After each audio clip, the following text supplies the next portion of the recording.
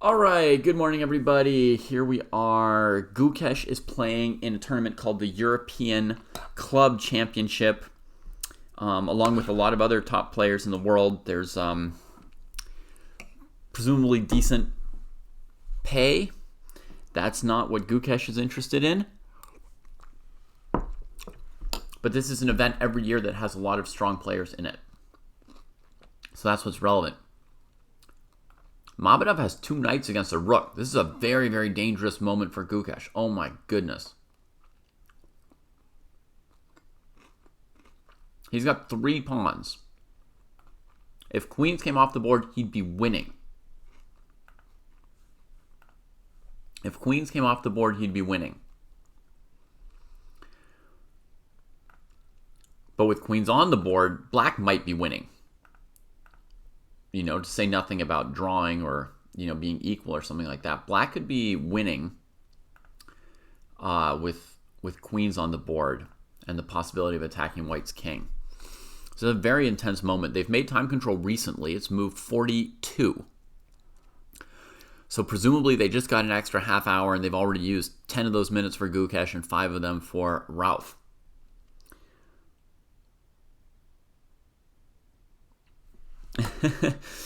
Blunder Lab, yeah, I don't know what to say.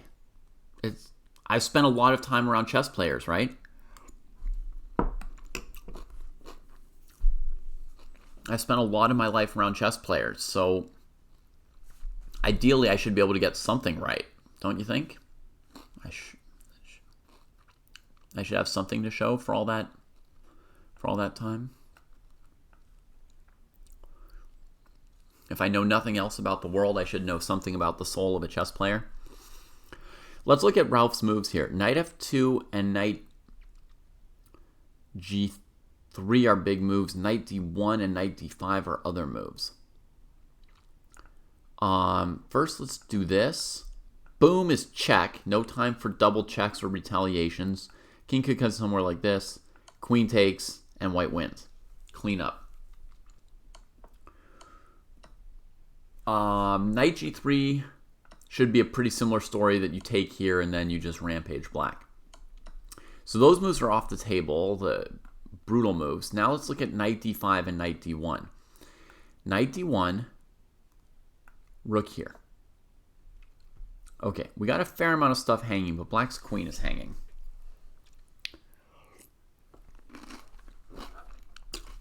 And this knight still can't move because the rook's hanging. So this looks like a loss for black. Let's try knight d5. I tried to set this up, by the way, folks. I may have messed it up because I did this in a hurry, but below me should be the live position. And then to my side, my analysis. So you can always see, have they or haven't they really played those moves. But over here, we're going to just play out some moves and see what we can figure out. Let's try again this move, rook d3. I don't think black can do anything violent because the rook's hanging, actually. So something like this and this. No. Now they're really threatening here. Ay, ay, ay. Okay, this knight d5 is a real move. Maybe we need to get this out of the way. Here. What's the coffee break? Who's on a break?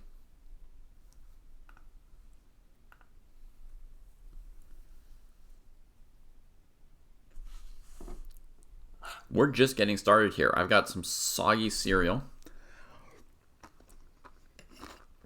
for breakfast. Really gross. Horrific. Just a gruel.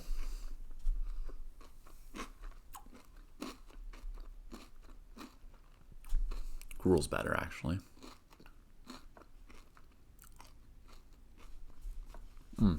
Here there could also be queen b4. This is not exactly promising for black, but it might be salvageable. It might be fully salvageable. Who knows?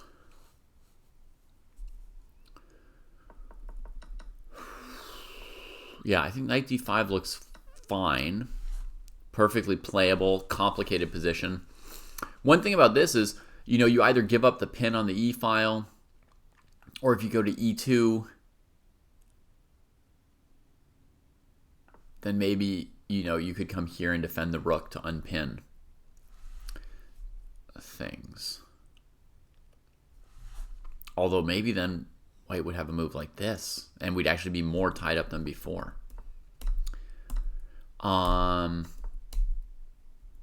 Okay, so I think knight d5 is the move. Let's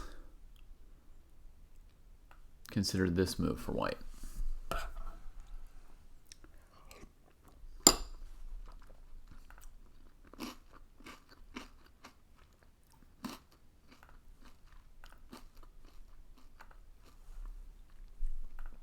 When Falgary said coffee break so soon, I was afraid that it meant my stream had crashed or something. That's always what I'm expecting of technology. So if knight here, I think we can actually take it because of this one being undefended.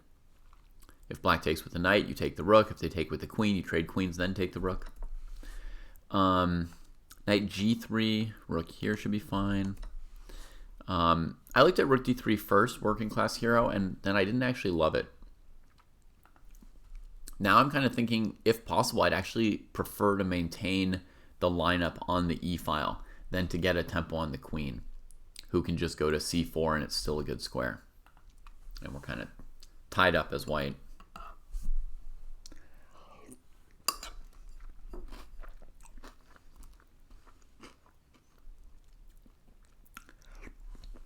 Of course, no problems.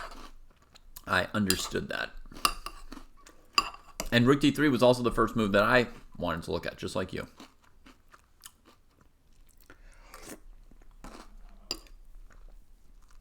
Now I'm thinking this move looks actually much stronger for white, much more clever to just stay on this e-file. The black rook is restrained. If it moves away, you take the knight. Knight can't move away, you take the rook. This isn't working, this isn't working.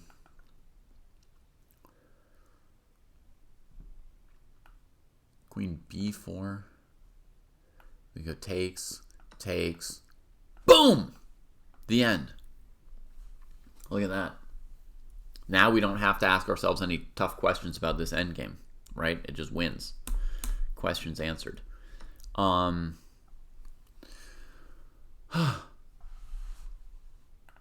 Maybe fix the Twitch screen.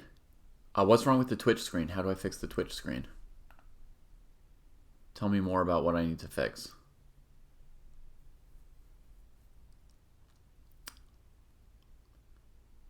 I have the sense like something's super wrong, but I don't know what it is.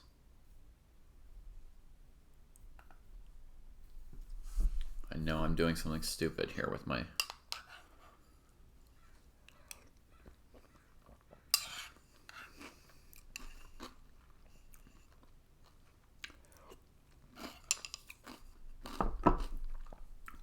Oh! Is it just that, Mitch? So I started the stream, figured out that somehow YouTube had been turned off, even though I didn't turn it off, to my knowledge. And I re-added YouTube, but I had to stop the Twitch stream to start a new stream that went to both YouTube and Twitch. So that's what I did. By the way, anyone out there on YouTube, how are you guys doing? I don't see any comments over there.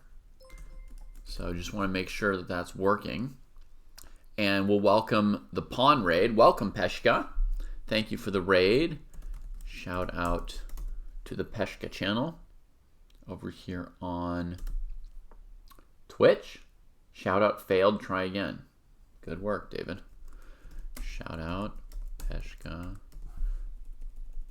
Let's try again. Not failed.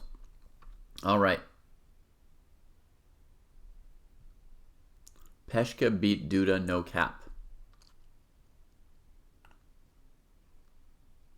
Is Peshka a super GM? I don't know Peshka.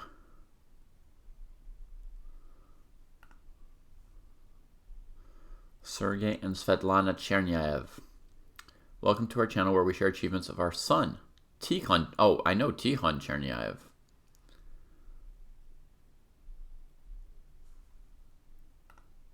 Wow. Okay, well, prodigies do sometimes have amazing results, so that kind of makes some sense. That kind of makes some sense. Hello, A. Thompson, representing the YouTube. We've got a move from Ralph Mamedov, and it is Rook C8, unpinning and maintaining the structure of knights. Okay, that makes sense. That makes sense. A big question is whether F3, hyper risky move, could bring this whole thing down. Where is Kostya? Kostya just played Titled Tuesday, and I don't know, maybe he's getting lunch. If I were to try and put myself in Kostya's shoes, I play Titled Tuesday. I've got a U.S. Championship broadcast coming up in an hour or two. Yeah, I feel like he's probably grabbing an avocado toast or something, you know? Maybe a little arugula salad with grilled chicken.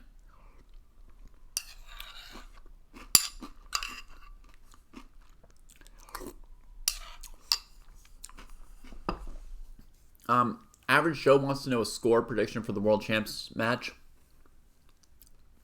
I haven't thought through it very carefully, Average Joe, and we'll probably do a Dojo Talks on the subject. So I don't want to spoil too much by doing a Dojo Talks solo here without Kostya and Jesse. But I don't expect that Gukesh will lose a game in that tournament, in that match. And I do expect he'll win the match in regulation. So Kostya strikes you as more of a kale guy. I almost said kale, Thompson. I was going to say kale, and then I hesitated, and I don't know why I came up with arugula. I think it's just, for me, it's morning, and it just feels a little early to eat kale. But obviously for him, it's a couple hours later, and he could be eating kale right now. I like kale and arugula, for the record.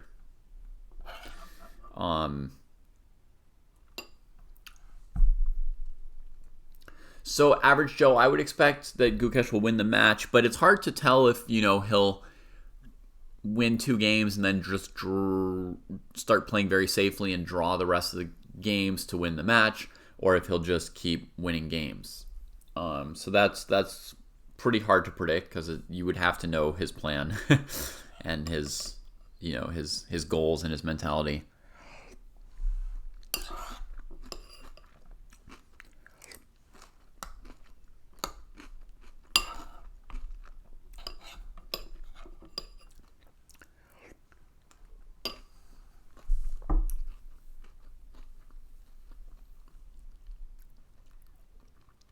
Prunes and dates.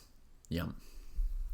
Sweet, sweet, sweet prunes and dates. I've got a sweet banana, which is the only thing that didn't turn gross in my cereal. I had a difficult, not really difficult, but I had a little bit of a challenge this morning with the kids, oversleeping, and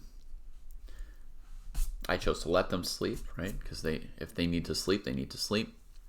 But, kids sleeping in, breakfast and lunch, getting them to school, going in and moving some paintings for my mom. It's important, folks, to help out your parents once you're of age to do so. So I went and helped my mom move some paintings around in the studio.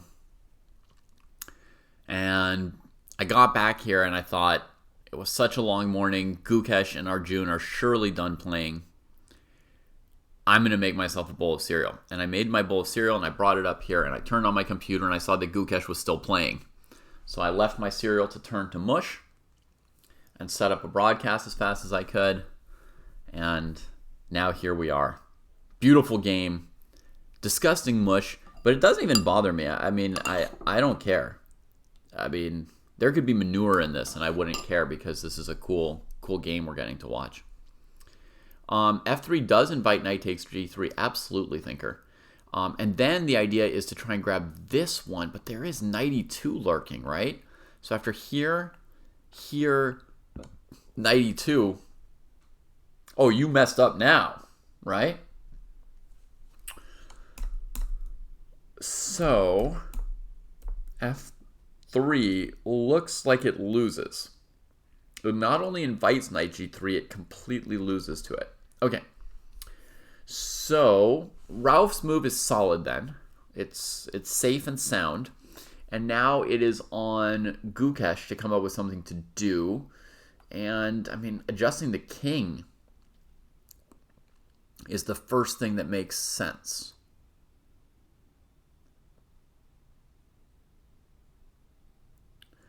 Trying to prepare f3. Without f3, I don't think you can break up black's construction. And if you can't break up black's construction, then you're just sort of choking on the knights forever. Maybe there's some hope that black can't make progress and you have a draw.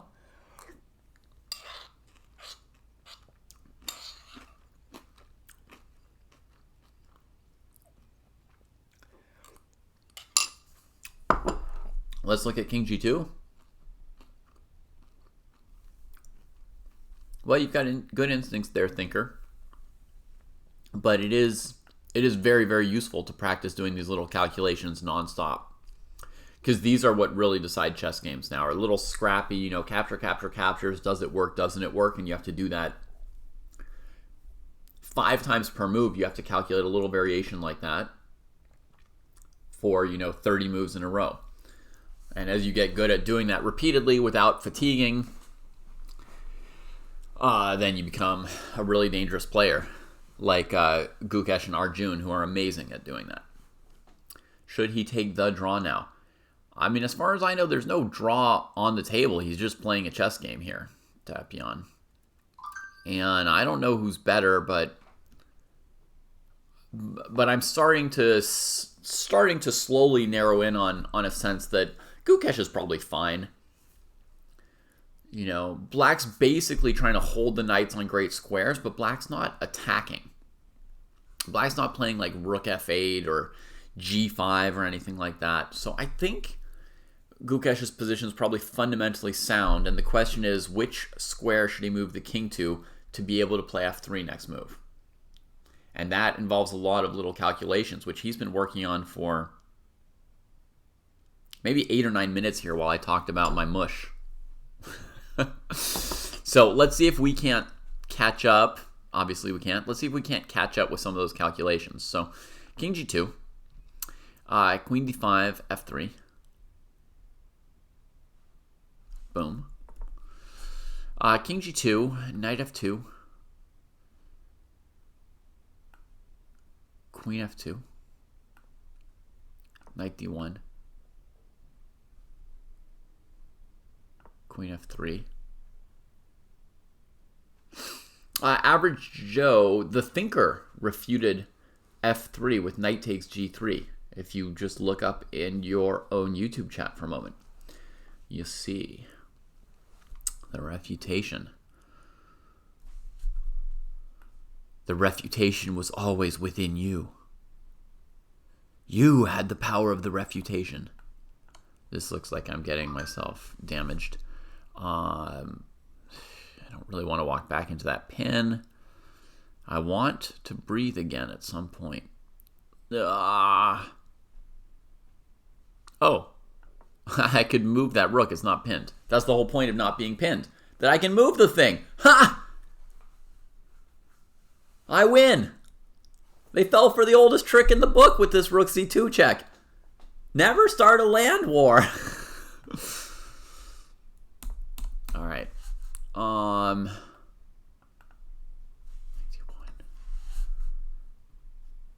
There would also maybe be rook e8, but queen f2 seems to do it.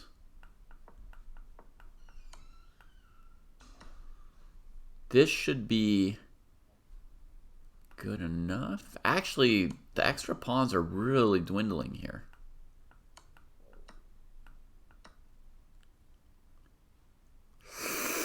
This looks like a draw. We've lost too many pawns. I have seen Prague struggling, yeah.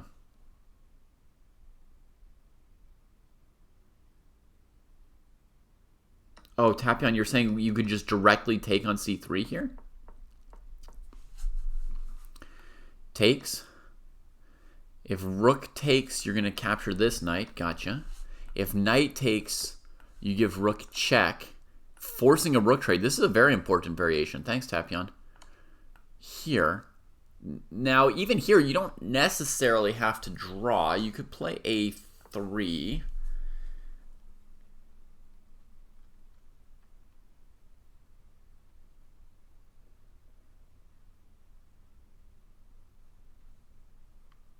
And it's probably an equal ending, but black still has to be very careful. There's more losing chances for black. I guess that's an option. And even in that line just now, one other option here would be to play h5 now, going for queen g6, offering this pawn, for example.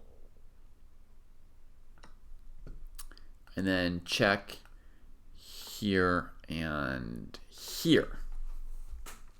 But I think white can't win here. Black could even just trade it, so there's not a pawn in the face of their king, and there's just no way to win like this. So I wouldn't rush h5. I would play a3 to keep the 3 pawns and see how it goes. Working class hero, after you trade the rooks, you don't have a second rook to go to a8 in this line. Wow, Gukesh is getting super low on time. So it's a key moment, but it's something we've talked about before on this channel, right? That Gukesh is willing to get low on time. Oh, working class hero, are you thinking something like this? Here, rook e8 would be legal.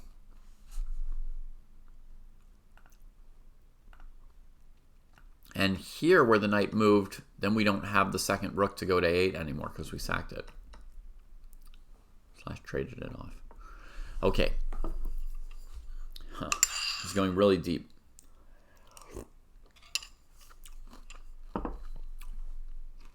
King g2, what does black have? Let's just look at moves. That's dead. White wins. King g2, what can black move?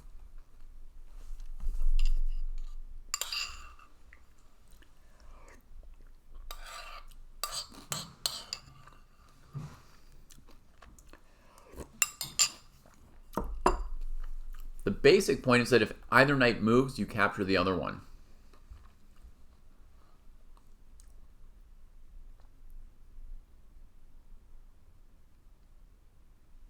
Yeah, knight g3 covers the queen h5 move as well. But here, basically, working class hero, once our king's here, we're threatening f3. And then when the knight moves, we just take this knight.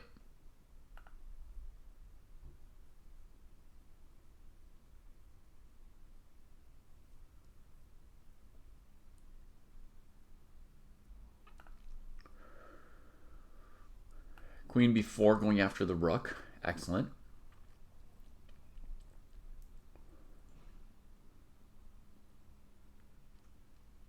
So then we're probably looking at like rook b3, right?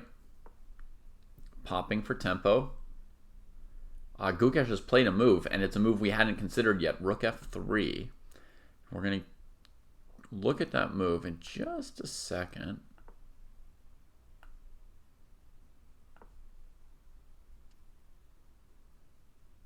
Oh, wait. Look at this defense. Here, knight d2, cutting off the queen's attack on c3. Oh. Right? That's going to be an issue. That's going to be an issue. So king g2... basically, the threat is very weak. You're not really threatening f3, knight d2 that hard. I mean, I guess you've got rook e8. So if we go back into this line for a second. Queen d4, f3, knight d2. We go here. I guess. Here. Here. Here. And then, like, here. Trying for working class heroes mating pattern. Knights are a little tangled up. I mean, they're one move away from slaughtering our king. If that knight got to d5 or d1 in time. But yeah, I don't know. It's hard to assess. I mean, he thought about it for quite a while, but let's have a quick look at the move he has played. We can always come back to that if we have time, depending how complicated this is. So Gukesh's move is here. And what does that say he wants to do? Knight a4, good call, Jason, yeah. I mean, he's giving up b4. Is he trying to untangle and go like rook a7 and go after black's king?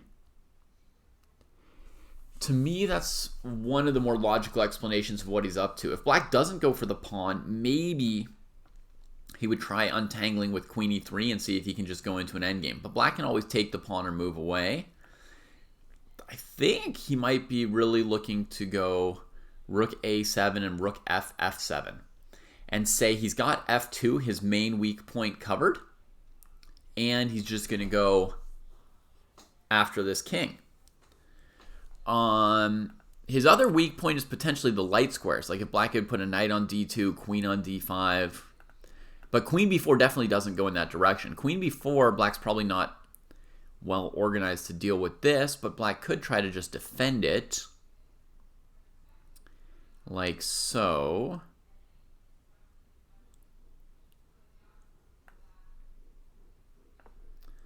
Let's try to be a little tricky here with the queen.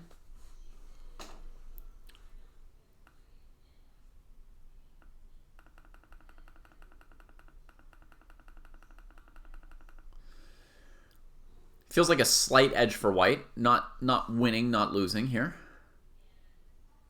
Knight e2 to trade queens. Did I blunder queen trade somewhere? Knight e2. Queen e2.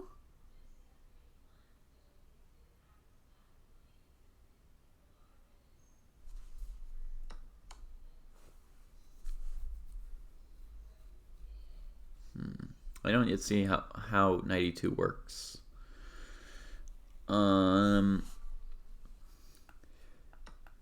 Black could do this, you know, block the queen out.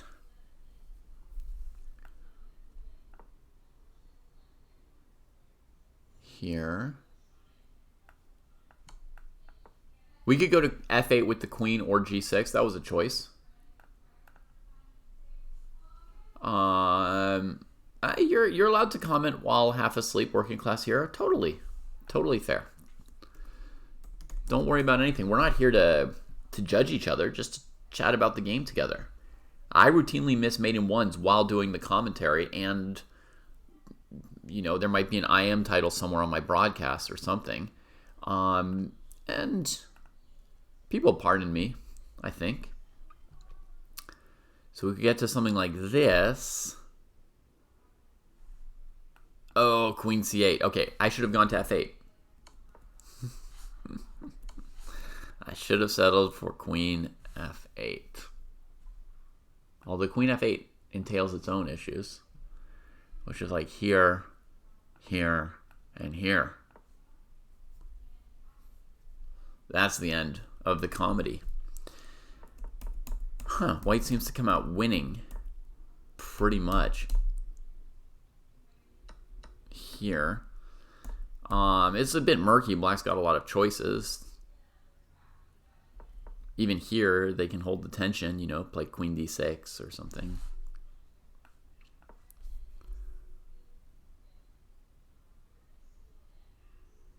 So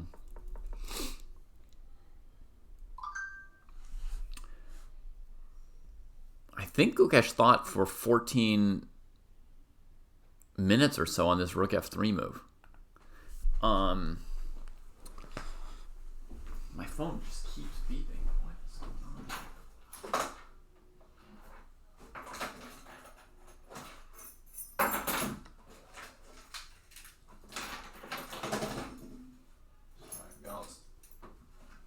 Trash.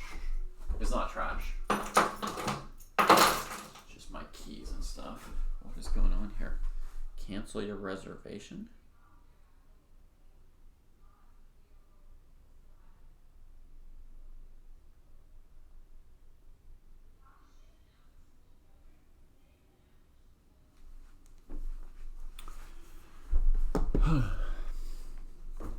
Okay.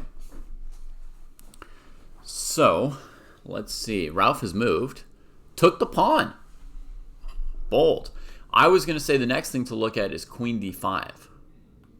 You know, looking at maybe knight d2 kind of stuff. Knight d5 was a good suggestion as well from Jason right here. Just centralizing the knights even more and maybe letting the rook go.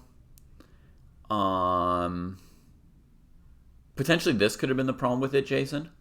Rook d3, because the queen's got to keep both knights defended. And if she does this trick, I suspect that this could be good for white.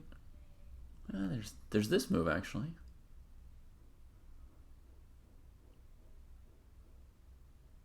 Huh. That move, rook c4, would be okay for black.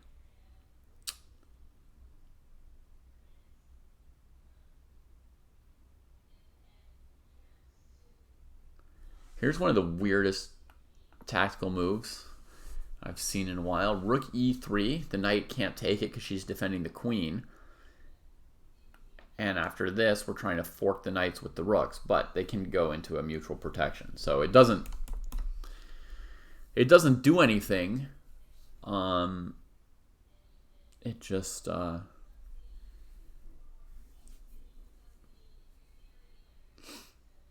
it's just a funny looking move, right? I haven't seen this kind of a move. Okay, so rook f3 played, queen b4 played, and now Gukesh is thinking again. Jeez, that's weird.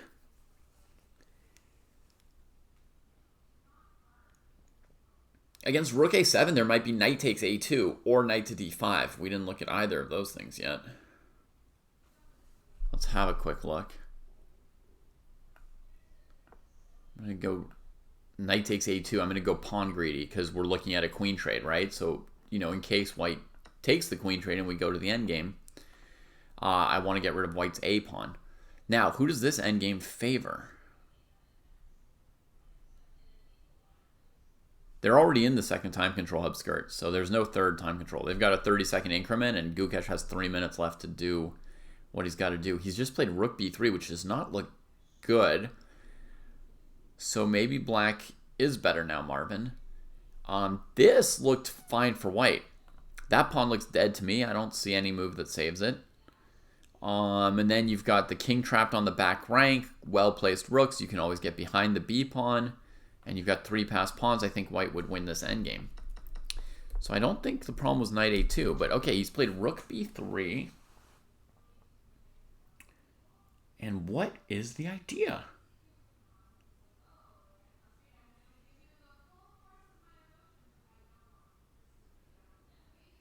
Depends how many pawns there are in the exact configuration, Sahakar. But for the most part, endgames are going to favor white. The knights are going to be much worse in an endgame than in a middle game, usually.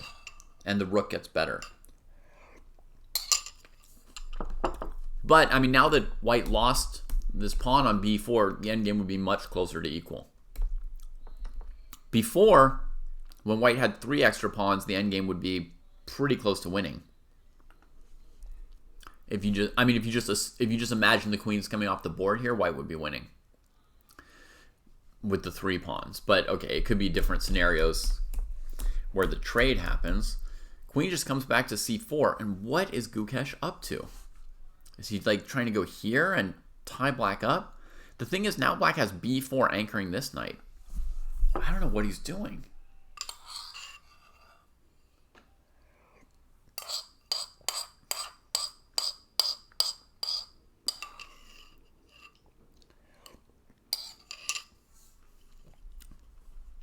Bear in mind, Gukesh is not perfect in time trouble. He's bravely willing to play positions where he's in time trouble.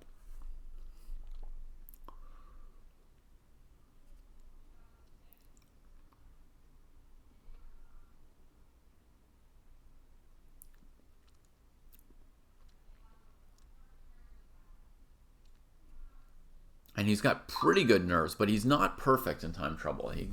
He can definitely, you know, miss something or freak out a little bit, just like anybody.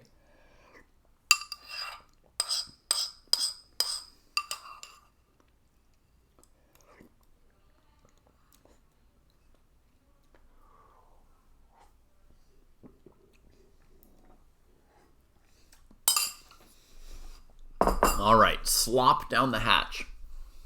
Done with that.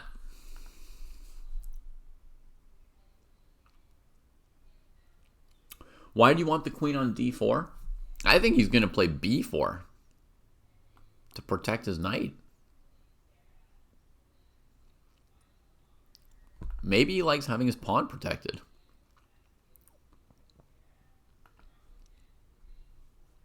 If his knight were protected, he could try going on like rook d8, rook d2. Or if he thinks this rook's trapped, he could go b4 and then play rook f8 and trade this rook to try and go after the king.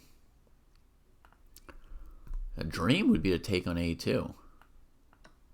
That would be the real dream.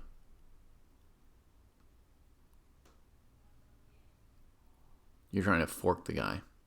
Fair enough. Maybe rook f4 coming from Gukesh. I thought he might play it last move, working class hero, but he played king h2. What's wrong with taking the pawn? Sorry, pawns are, you know... Pawns are definitely worth something if white's not threatening any checkmates, which he's not even threatening anything of any kind.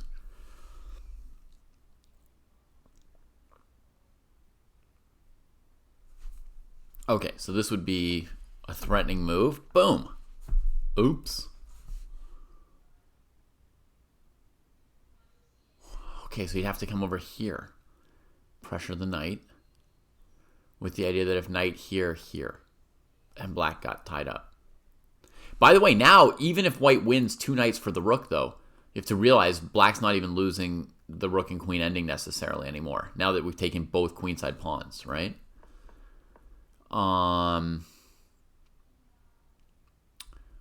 But also after rook b3, there's the simple retreat, right? Followed by the question, what are you doing, Gook?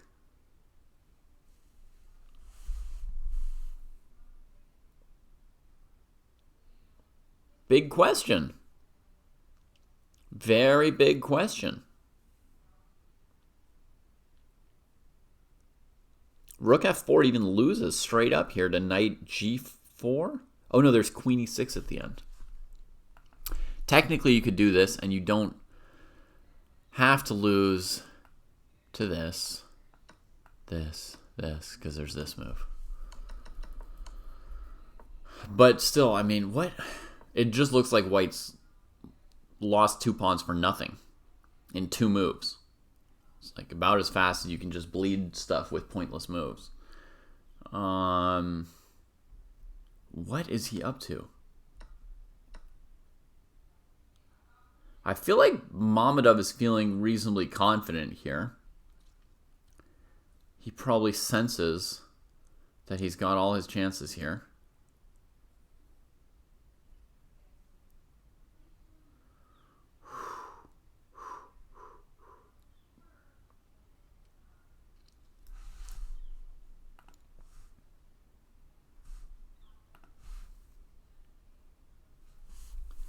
Ay, ay, ay. Mon ami. And they're I mean, white seems badly placed now. I don't see what white's doing. King h2 last move, rook b3 the move before. I mean, black's got 100 moves they could play.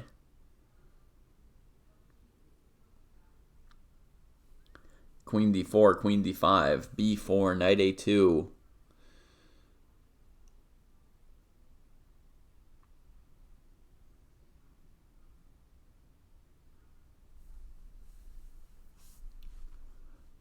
Rook d8 is probably not yet amazing Sakar because of white taking on c3. Like so. That's why I was saying, like, you could play b4 if you want to go rook d8 and rook to d2 or d1 and activate the rook more. Although even there, Sakar, if you go rook d1, white might have rook takes c3 winning the game. You might not be able to play rook d1. Well, rook takes c3, knight takes c3, rook takes c3, pawn takes c3, queen d1, c2, queen c1, queen d3. Maybe even down like 2 pawns, black could win the endgame or be okay. b4's been played just now. I don't know what Gukesh is up to with this move or this move. His last 3 moves, all surprises. And honestly, I'm suspicious that all 3 of them could be strong moves that I just don't see the point of. It really feels like they might be surprises because they're not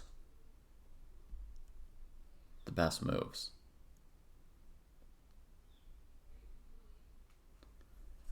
Ralph still could play knight a2 next. You know, I mean, this rook is really not good here. The only move I see is rook f4. That's the only move I saw last move. Okay, he does it now. I didn't know why he didn't do it last move.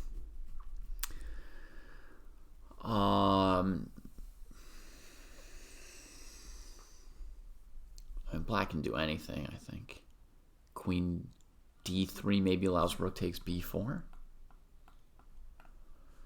So rook e8 is reasonable. g5 might be playable. Got to keep our mind on that.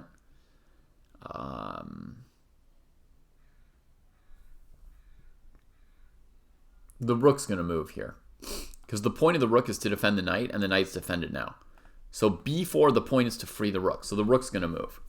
So now Ralph is going to play rook e8, or rook f8, or rook a8, or rook d8. I mean, these moves are all plausible. Even rook b8 is not stupid.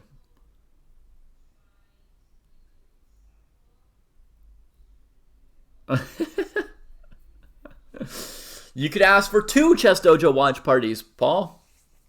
We're going to watch round 10 of the U.S. Championships in an hour or so.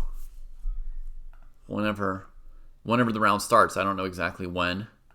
But here's the U.S. Championship. Round 10.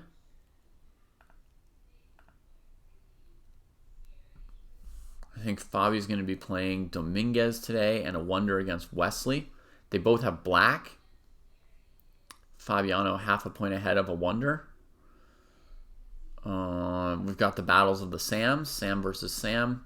Let me see if the schedule tells me exactly when it starts. 11:30 a.m. Pacific. In 35 minutes, you know?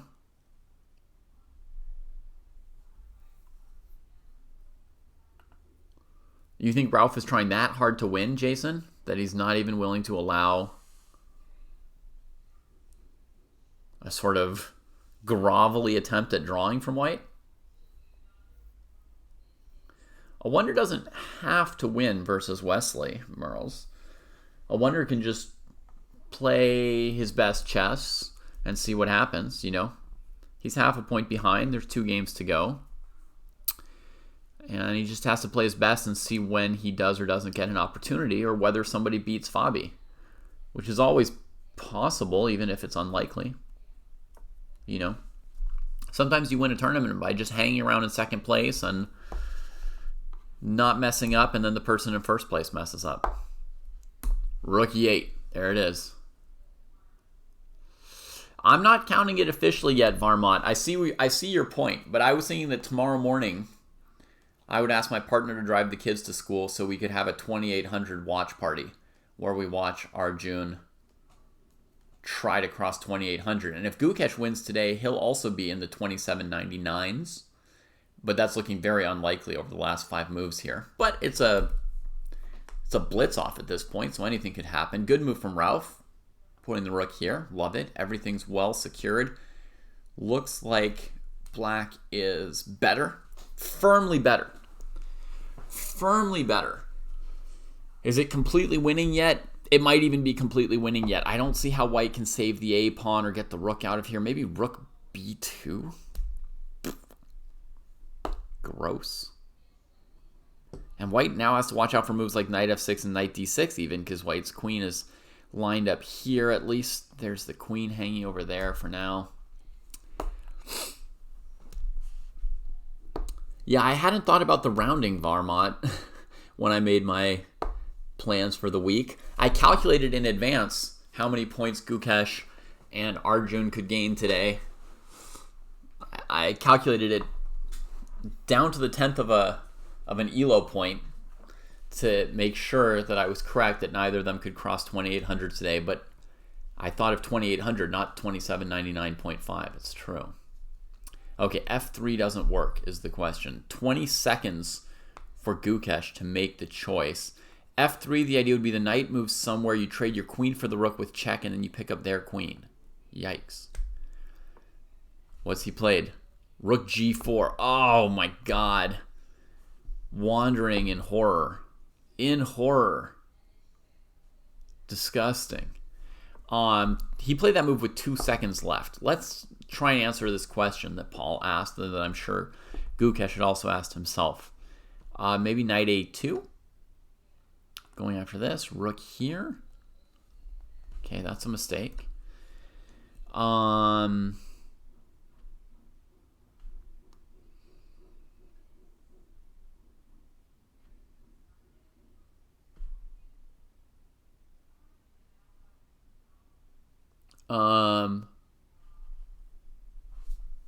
It's a group effort here. Chat, want to comment on what Black was going to do against f3?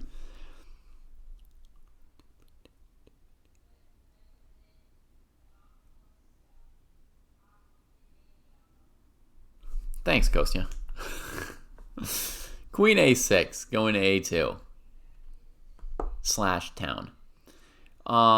Now, maybe try and save the rook here.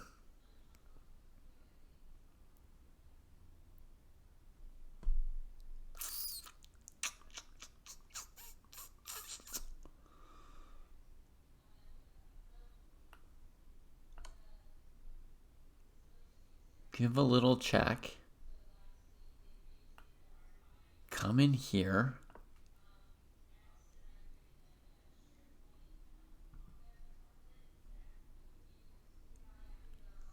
It's not clear. Check. Okay, that wins for Black.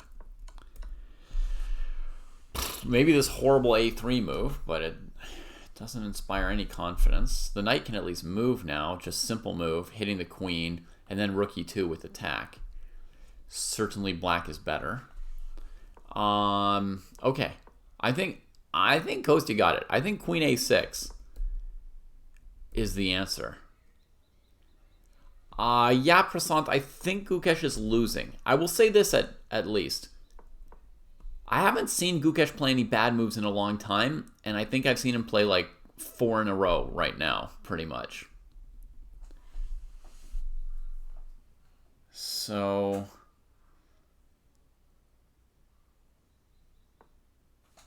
what did he play? If it's queen e3, that's really bad news. Okay, rook f4, not completely abject, but certainly not good.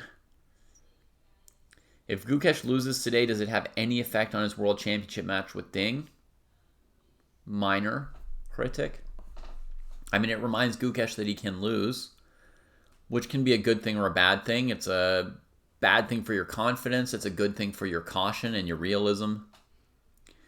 So it depends on the individual player, how big an issue that is or isn't. But look, I mean, he's playing tournament after tournament after tournament.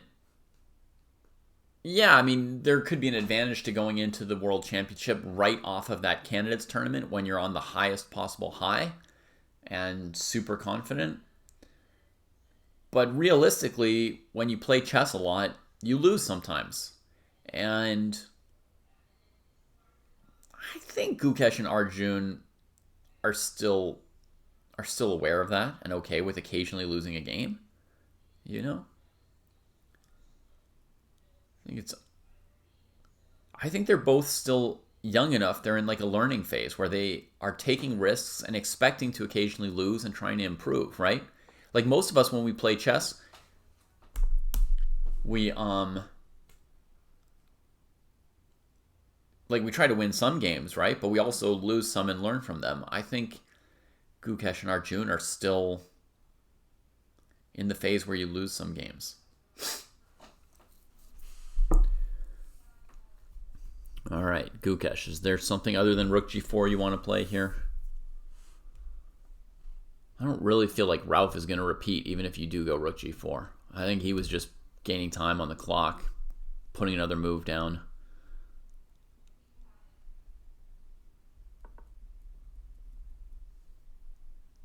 Rook comes back to f3. Misery.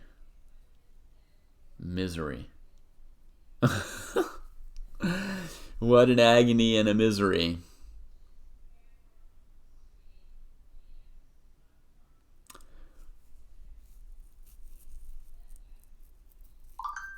Arjun did win today, by the way, for those wondering.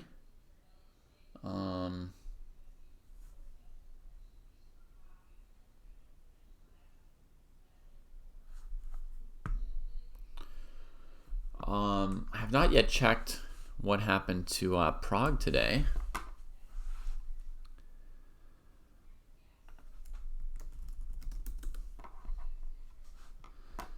Arjun's live rating is 2799.6, which one user said, oh, it would round up to 2800 if he stopped playing, so he's made 2800. But I was planning to watch his game tomorrow to see if he really crossed 2800, like crossed it, you know what I mean? Like had his rating higher than 2800.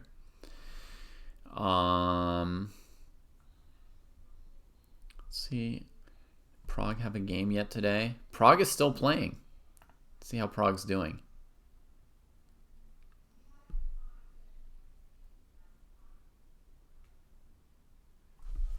Black just played bishop d5? What? Doesn't that lose to bishop trades knight b4 a6 and the king comes over?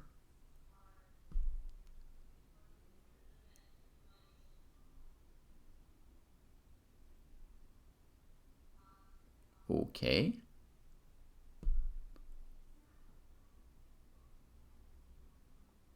Maybe that endgame is not a win. Okay. Rook f3, knight f6, queen here. So, you know, black's active now. The rook's on the table, the knight's in, the queen's in. This is where the knights just pummel you. He wants king h7, queen d3, sacking all his pawns? Or does he have something better in mind?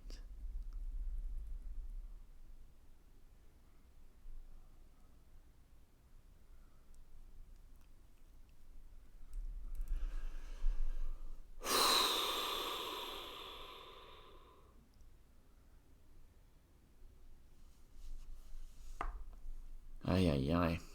We haven't had to see this in a long time, MD Knight. Gukesh making mistakes.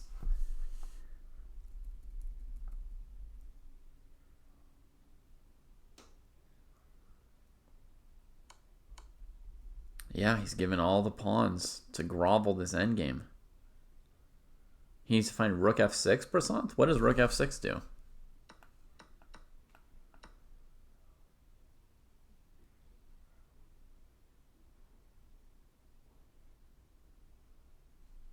You've got a check. King comes here. Bye. I don't think he has a way out here at this point.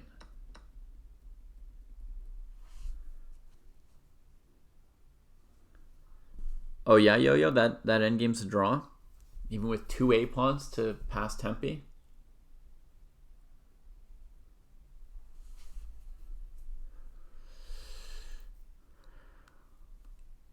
So as you can see here, black can take this pawn while holding this pawn.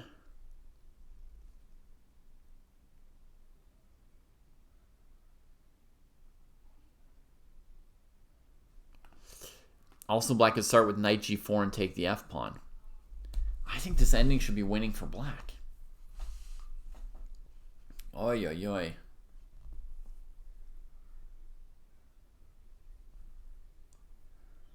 This is not what any of us hoped for when we woke up this morning, except for, you know, Ralph Mamedov and all his fans and family and friends.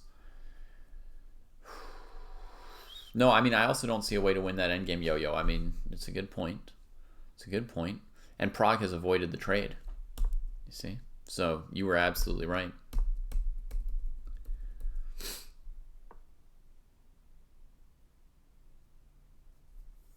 Did the bishop have to get in the way of this pawn, I guess? Is Gukesh my favorite? You know, it's hard when they're all so awesome, Zane. But yeah, maybe I like him a tiny bit more than the others. But none of them are anything less than super likable.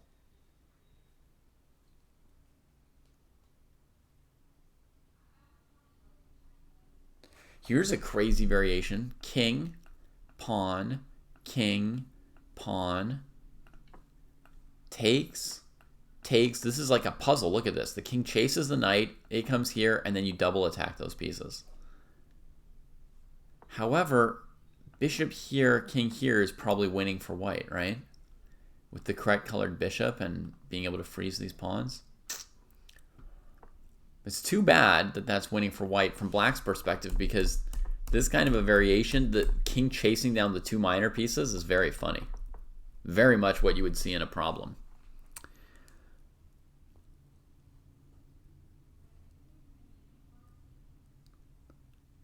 Kaushik thinks that white is winning, or Kaushik is confident white's winning because they're, I don't know, a super GM. But they definitely sound pretty confident about it. It does feel like hard to say how black stops the A pawn, right? You can't cover A7 and A8's defended. Looks like it's winning. A2 pawn taken. Ay, ay, ay, ay, ay.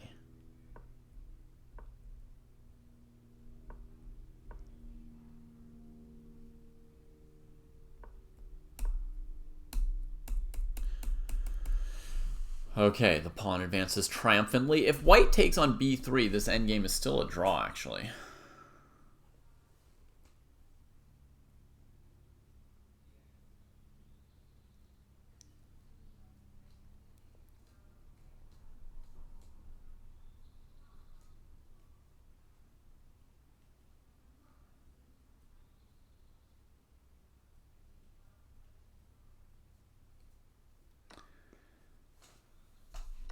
And Gukesh takes. Okay, so this game is going to be a draw, I think, actually.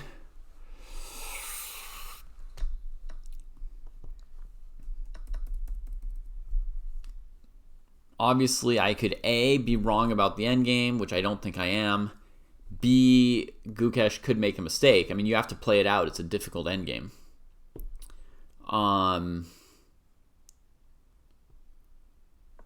You know, they're tired. It's a long game. They both made mistakes at some point in it. They can both hit some point of fatigue. But I'm pretty sure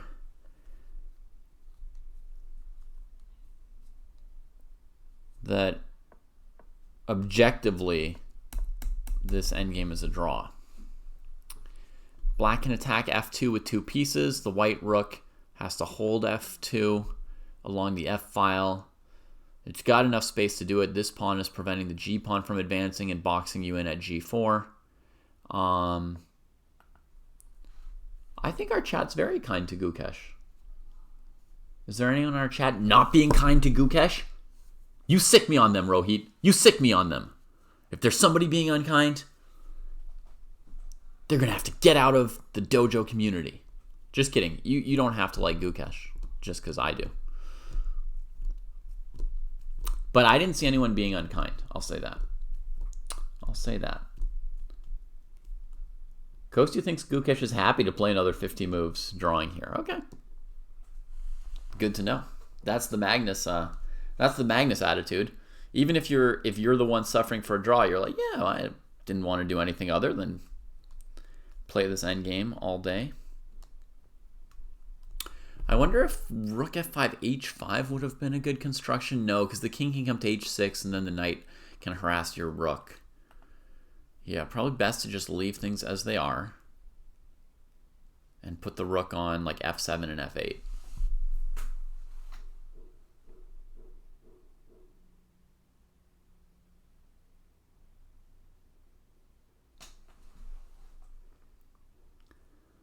Gukesh is the best, says Steve Martin correctly. I'm a big fan and I like India overall. Easy to root for them. It is indeed, Steve. Aside from being one of the funniest men in history, you are completely correct about the chess world.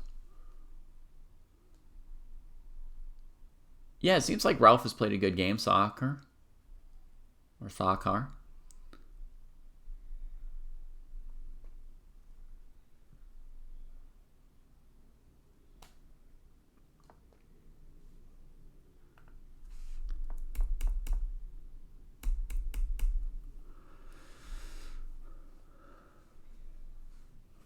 Okay, so here he plays a move to stop the knight from coming to d3, just to slow it down. Ralph tries to get that square for the knight, although once it gets there, the rook would still be babysitting it, so it's not that impressive.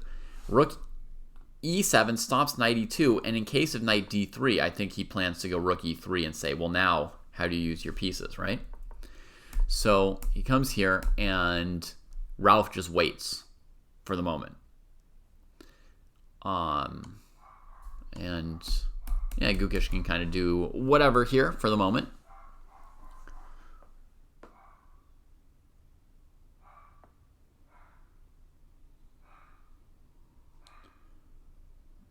Rohit with some chess espionage here. Rohit is giving us some inside scoop. Report is helping Ding again. That was a good team, so that makes sense. Also, they're probably both... Oh, never mind. Anyway, they're a great team. Super sweet. They should work together again, absolutely. And most likely, Duda is working with Gukesh. Interesting. Hadn't heard that. King f5, rook here, king f6, rook somewhere, knight b3, whatever. You know, can give check, attack pawn, check, attack pawn. Eventually the king has to go back to like g8, then bring the rook back in the middle, knight here, whatever, rook here. The question is, how much fighting spirit does Ralph have? Is he willing to give Gukesh the training Gukesh needs before the World Championship match? Is he willing to play 50 moves? Or is he just going to say, I know I can't win this, let's agree to a draw?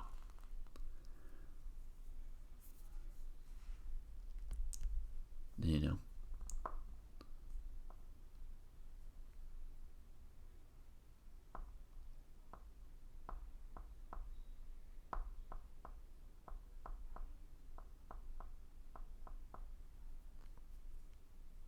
I guess from that perspective, we have to hope that Ralph does put him through the full paces.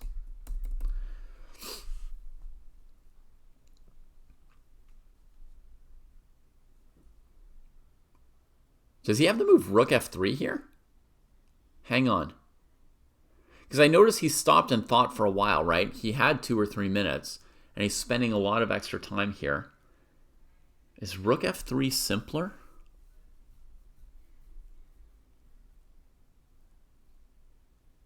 I don't know. I don't know for sure.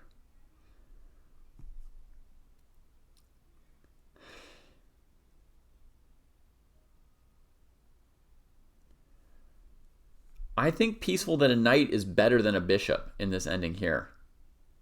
I also am more on Kostya's side than chat. I think the draw is maybe even more obvious with rooks on the board. Gukesh is agonizing over this choice.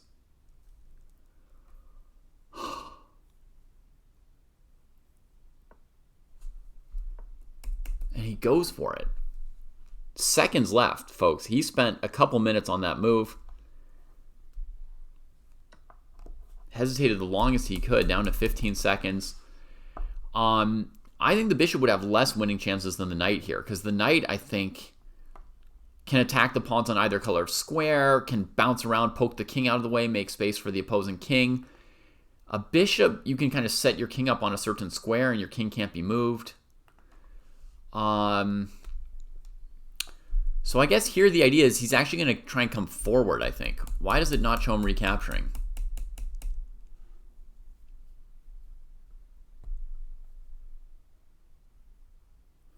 I think he's going to come forward with the king and try and push the pawn straight forward into confrontation and push for a trade, rather than sitting and letting the black king come forward and try and get into his structure.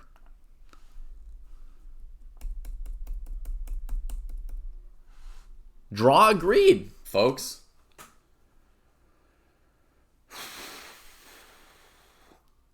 They stopped there.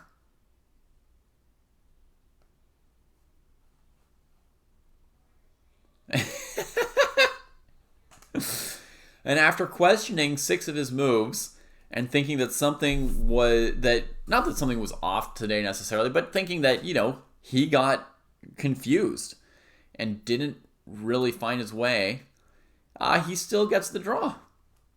So, not really a big story, not a huge disaster, no headlines to come. And Kostya and everyone else can go back to calling him a genius. But there was definitely a blip here.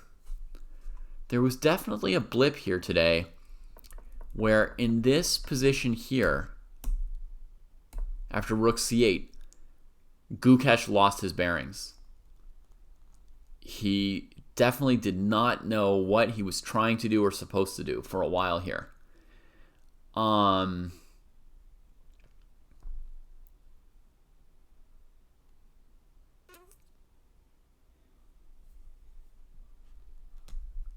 Yeah.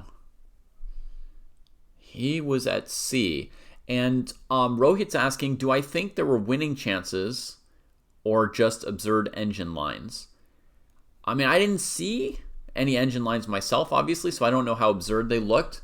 But from a human perspective, once black took this pawn on the queen side while white was moving in circles, it felt like black had fantastic winning chances to me. So I would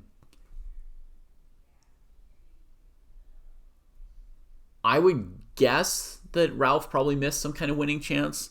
I would guess that if you played this middle game position at this point out like 50 times between equal level players, equal level 26 or 2700 GMs, I would think you'd see black win a lot of games. A lot of games. So that's sort of my overall assessment of the practicality, Rohit. I think black has a very good chance of winning here, but in practice you have to put together a lot of good moves, and Ralph didn't quite find something conclusive, and he was a bit low on time as well here.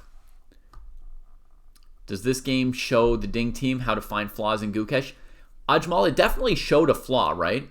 So, I mean, yeah, I imagine Ding's team would be watching and would notice it.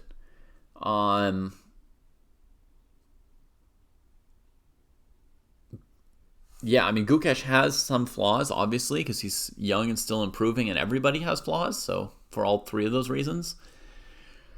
And the Ding team can find some of those flaws, and it's useful to find the flaws, and it can help Ding a little bit, but it's not going to change the result of the match. Yeah? I think, Merles, if he wanted to take the second pawn on f2 right after the queen trade, that throwing in knight g4 is probably the way to do it. Yeah, Clock Goblin, all of us have moments where suddenly it's like we just don't know what to do with a certain position, right? Okay, so right here, I think this might be the way to take the pawn. Because if you take this way, Merles, then this attacks the king, and now this pawn's hanging, right?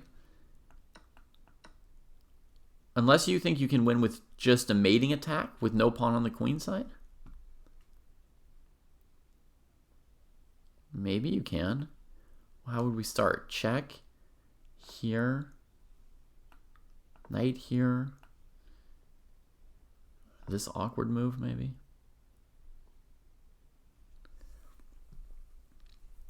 Yeah, Zane.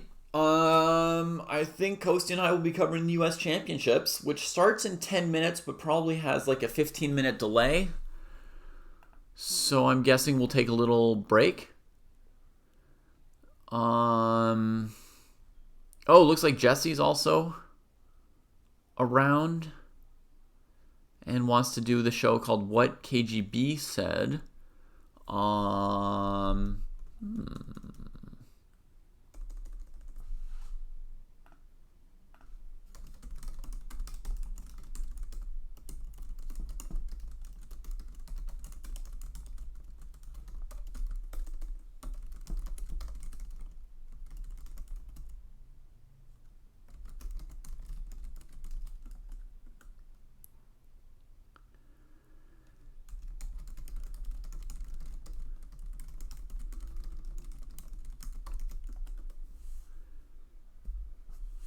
All right, so I have to talk with Kostya and Jesse for a moment about what we're going to do because we've got so many shows to do right now.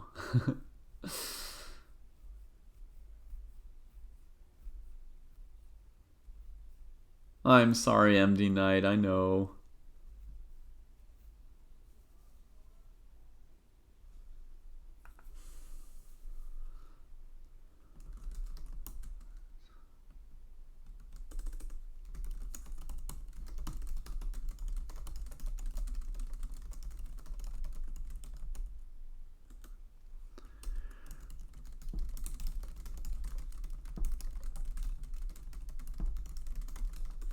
Okay, guys, we're going to have what KGB said starting in a very short time. I'm going to stay here saying hi to you guys till Jesse signals me that he's ready.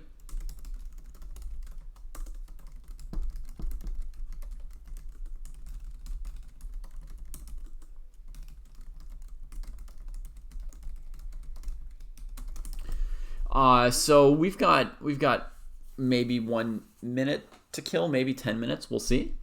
Which would I take, white or black in the endgame position? Black, Sachin, Paul. Yeah, black was better in the endgame. Merle says, unless Fabi loses, the U.S. Championship won't be exciting again tomorrow. I think, Merle's, that as long as the U.S. Championship is within half a point or even a point, it's still interesting.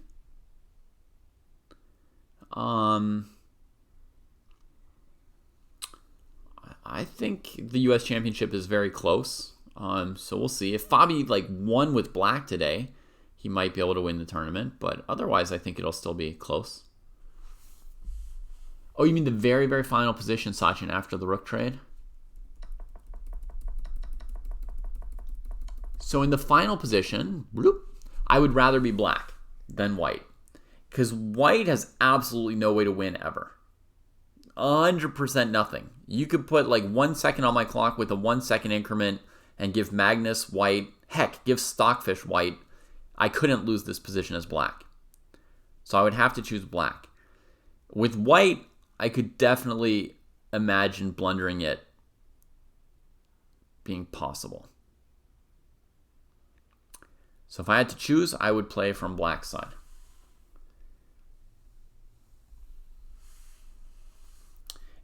And I actually think that this endgame is probably not super complicated. I don't think it would be super interesting for Kostya and I to spar it multiple times. I think something that would be interesting for Kostya and me would be something like this position with black having an h6 pawn. I think that's a very interesting endgame to spar if Kostya and I ever ran out of things to practice. That would be a good sparring position. That way it's winning for black, but very, very hard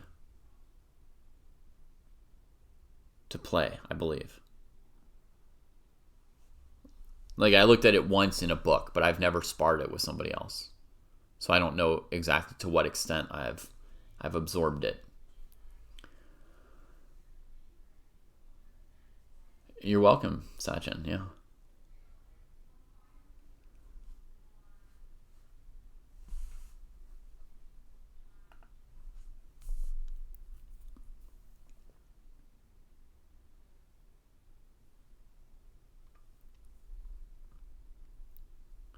Oh, I don't know about the World Cup spot, Subskirt, so I don't know exactly how that works. But the top several players in the U.S. are probably strong enough to play in the World Cup off ratings, right? I don't think that someone like Wesley So or Hans Niemann, I don't think they need to finish in the top 3 in the U.S. Championships to get invited to the World Cup. I assume that somehow or other they all play in it.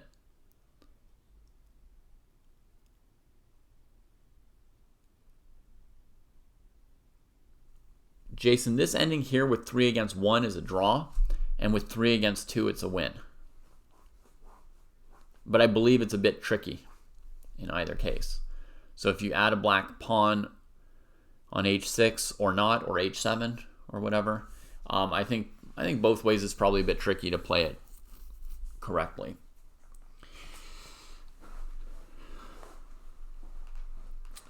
Merles, you think a wonder needs the spot? Maybe. I mean,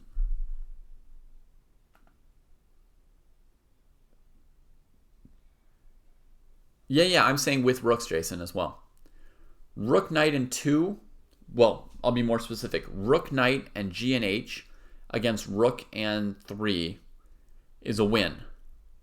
White's pawn setup is basically ideal for defense, and it's still winning for black eventually. Whereas with only one pawn for black, it is a draw. Yeah, the game's over. It's a draw.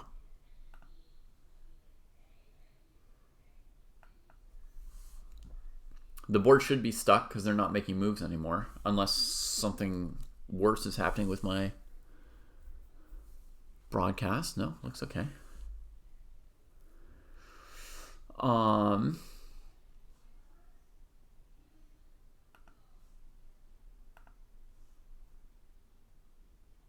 Who's my favorite U.S. youngster?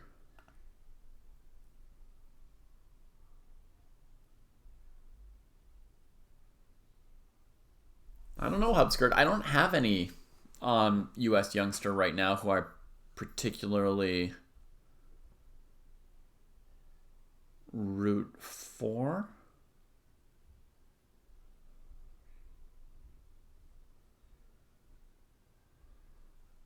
Oh, Alice, yes. Yeah, I love Alice. Good choice, Hubskirt. That's my choice. Thank you.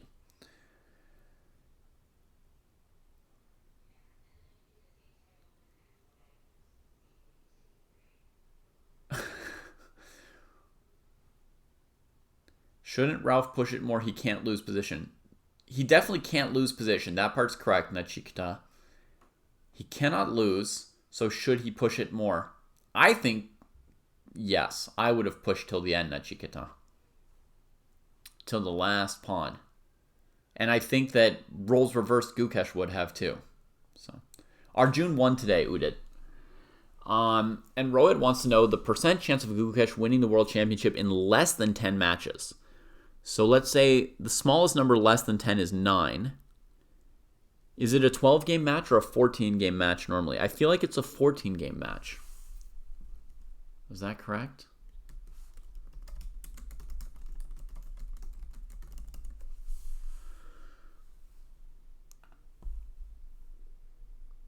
$14 games. Okay. So to win the match, you need 7.5 points. So the chances of him scoring 7.5 points in 9 games is what Rohit is asking about. It's way less than 1%. Way less than 1%. Do you need me to calculate it more precisely than that, Rohit?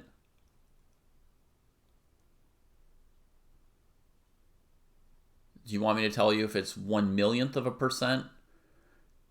Or 1/1,000,000,000 of a percent, or just knowing that it's way less than 1% is clear enough?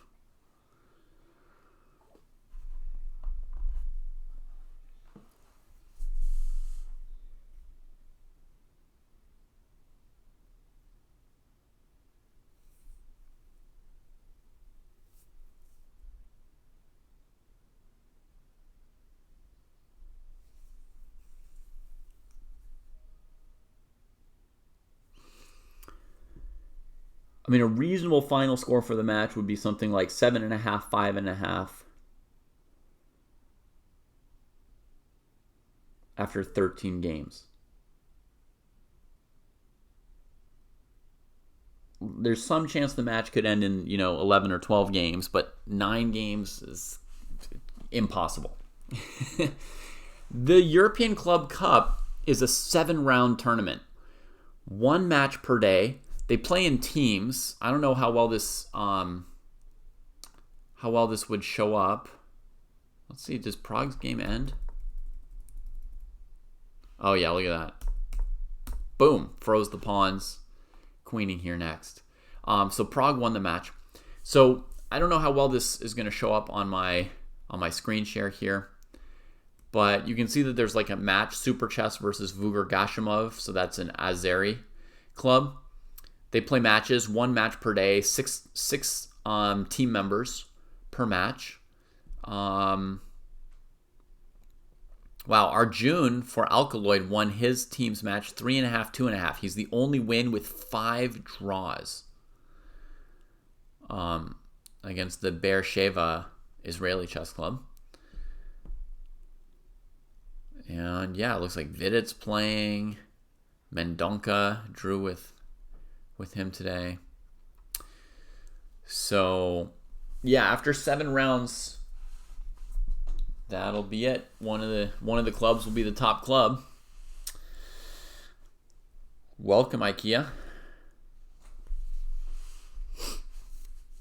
How many games Ding is winning? Probably none.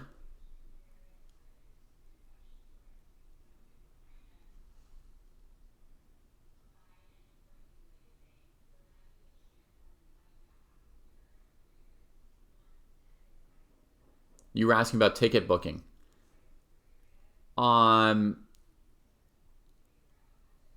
Yeah, I would expect 12 or 13 games. Rohit would be very likely.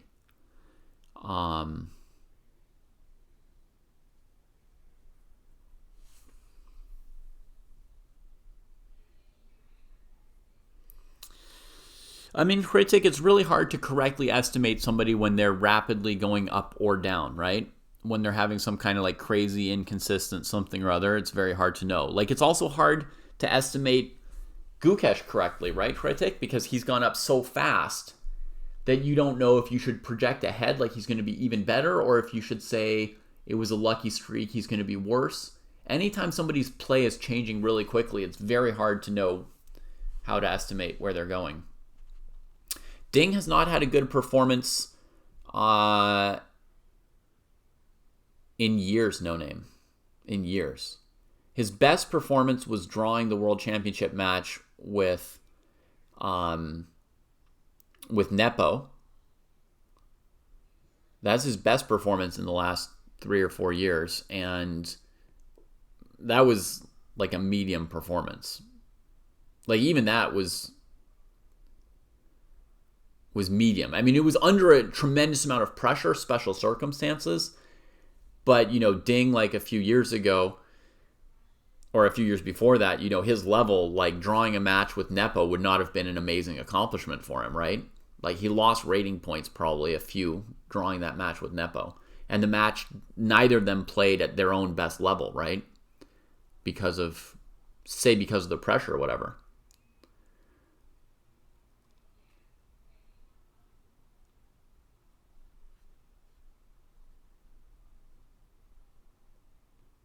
So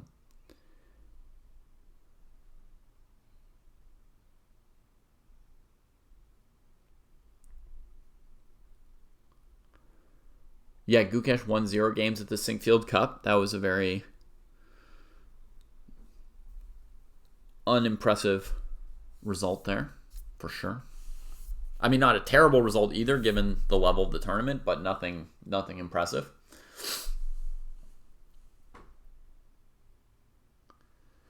Nachikita, I assume that the clubs pay the players quite well to participate.